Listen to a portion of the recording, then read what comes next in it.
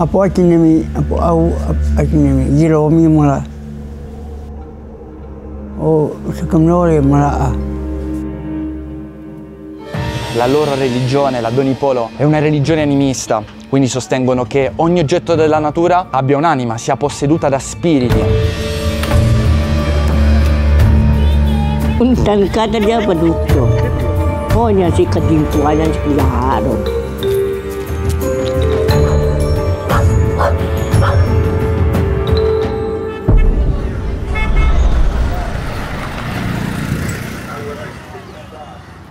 Sono nella macchina che mi porterà verso la mia nuova destinazione, la Valle di Ziro, una valle incantata situata nello stato dell'Arunachal Pradesh, uno stato indiano ai confini con la Cina.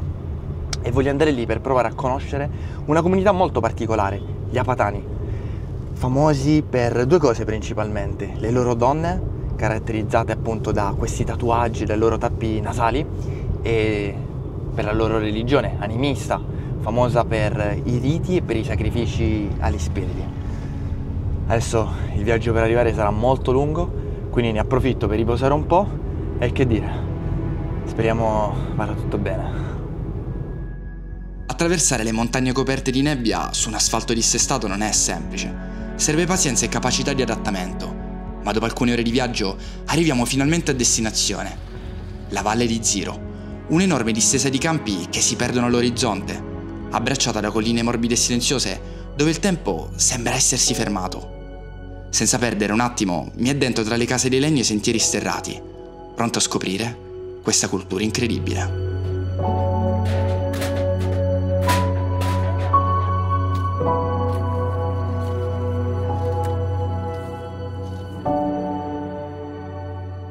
Esplorando un po' il villaggio, la prima cosa che noti, così come in Nagaland, è come le persone qui abbiano più i tratti orientali che del classico indiano. In realtà le loro origini non si conoscono nel dettaglio. Alcuni credono provengano da tribù tibetane o mongole e che abbiano deciso di attraversare le montagne in cerca di valli fertili e sicure. Gli stessi Apatani non amano parlare delle loro origini e questo si deve specialmente e soprattutto alla loro cultura e ad alcune credenze religiose. Infatti loro stessi credono che parlare delle proprie origini e commettere errori possa portare sfortuna o addirittura malattie, quindi preferiscono evitare l'argomento.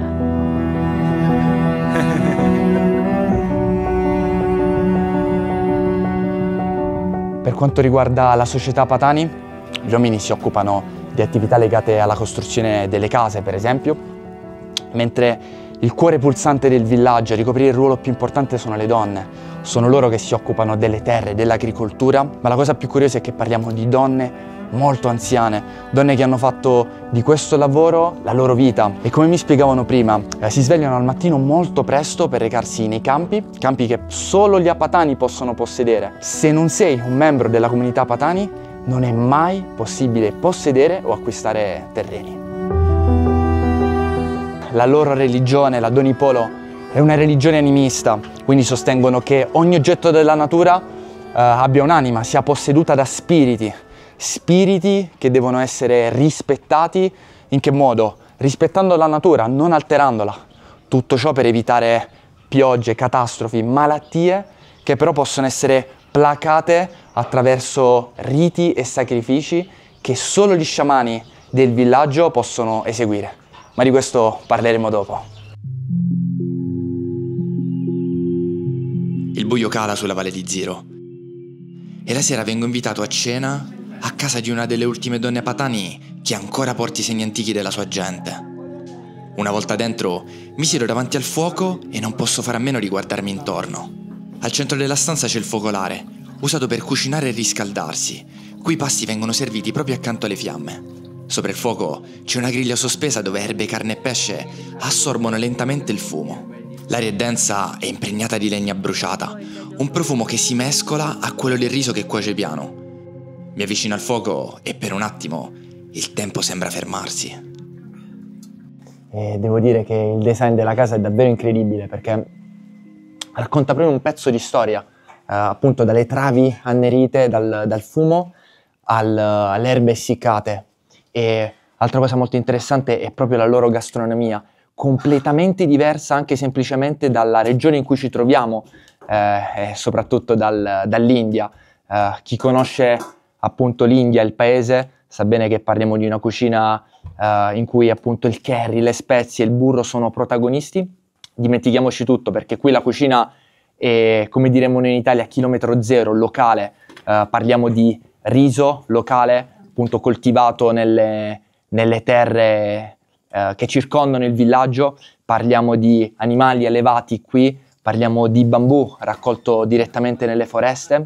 Oggi hanno deciso di preparare il bambù con il pollo e da bere una birra di riso fermentato molto locale. Thank you guys. Yeah, I know the beer. Rice beer, I know.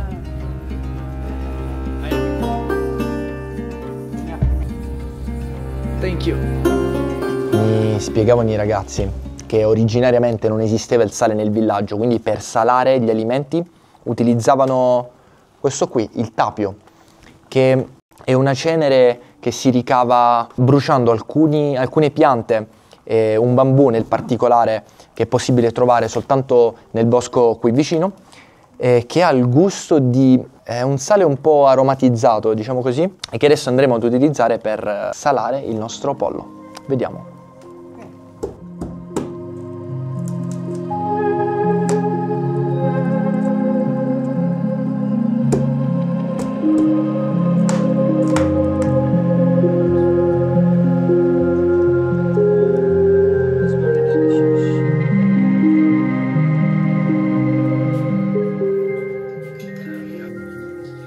È davvero curioso come le donne apatani siano facilmente riconoscibili per i loro tappi nasali e per i tatuaggi sul viso.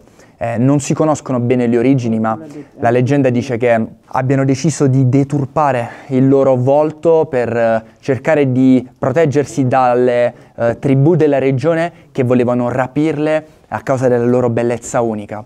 Ma non sono le uniche ad avere i tatuaggi, perché anche gli uomini appunto hanno dei tatuaggi meno peculiari. Gli uomini hanno una T qui sotto il mento, mentre le donne hanno appunto i dischi nasali, un tatuaggio che parte dalla fronte e arriva fino alla punta del naso, una linea orizzontale sotto il mento e 5 linee verticali. La tecnica con cui venivano realizzati i tatuaggi era molto dolorosa, perché venivano effettuati più passaggi durante le varie settimane e soprattutto perché l'inchiostro con cui veniva realizzato era una miscela di cenere e acqua.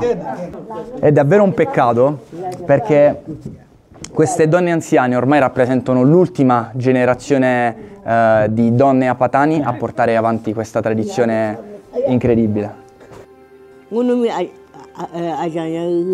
Hukokumanana ho agung gamadani sulumyanda ngunumi bilogum kani atto ega ana simi mumakoda simi gumakoda nonu karuke noke mutununa o wi ega cici kampa ma hukota maldat koda ngontere sulumya misana dasla siski misan kaderma halang kaderma nana mala Nguntan kata dia padukco. Honya si kadimpuanan si laharon. Malmala. Le parole di questa donna mi lasciano profondamente colpito. L'orgoglio e la semplicità con cui racconta la sua storia mi fanno capire quanto sia importante essere fieri delle nostre scelte senza paura del giudizio. In un mondo che cambia così in fretta, dove spesso ci adattiamo per paura di essere diversi, mi ricorda quanto sia fondamentale difendere e portare con orgoglio ciò che ci rende unici, senza dimenticare chi siamo davvero.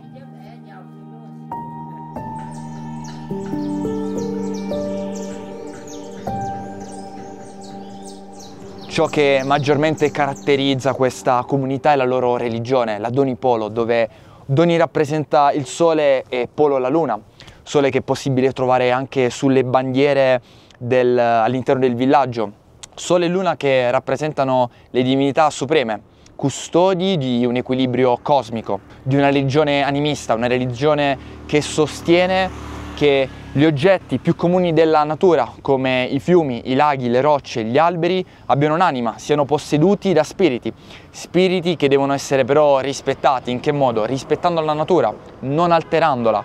Tutto ciò per evitare catastrofi, per evitare piogge abbondanti, malattie, che però possono essere placati attraverso l'intervento dello sciamano. Quando all'interno del villaggio qualcosa va storto, raccolti non abbondanti, malattie, le persone si affidano allo sciamano. È lui il tramite tra il mondo umano e quello spirituale, la persona che riesce a comunicare con gli spiriti per cercare poi di ristabilire l'equilibrio. Ma in che modo? Attraverso sacrifici animali, donazioni offerte agli spiriti, riti che hanno come obiettivo quello di instaurare un rapporto ed un legame profondo con il mondo spirituale affinché possano accogliere le richieste del villaggio.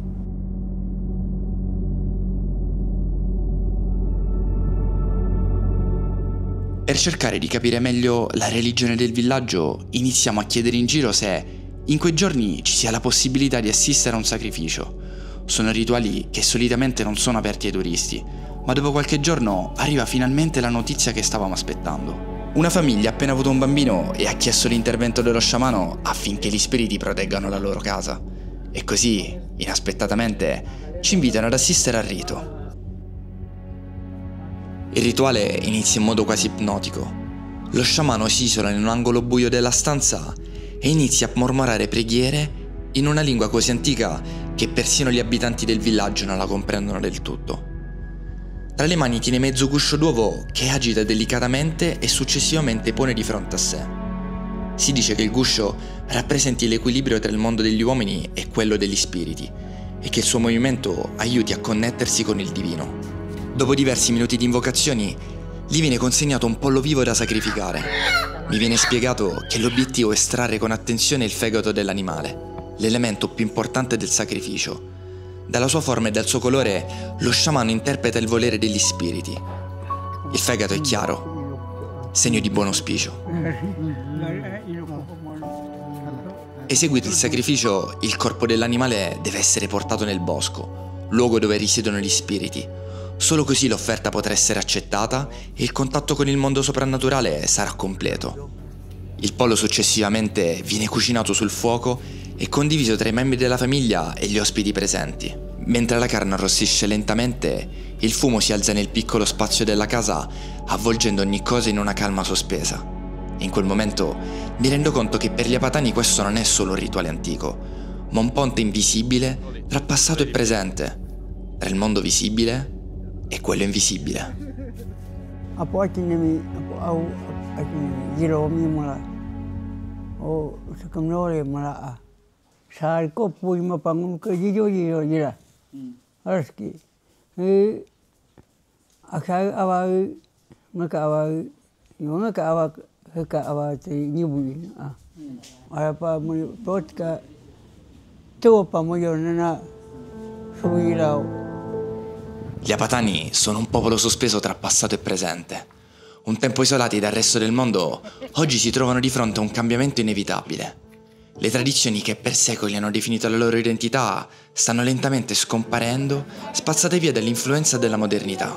Eppure, camminando tra le loro case, ascoltando le storie degli anziani e assistendo ai gesti quotidiani che ancora conservano un legame profondo con la terra, si percepisce qualcosa di più forte del tempo.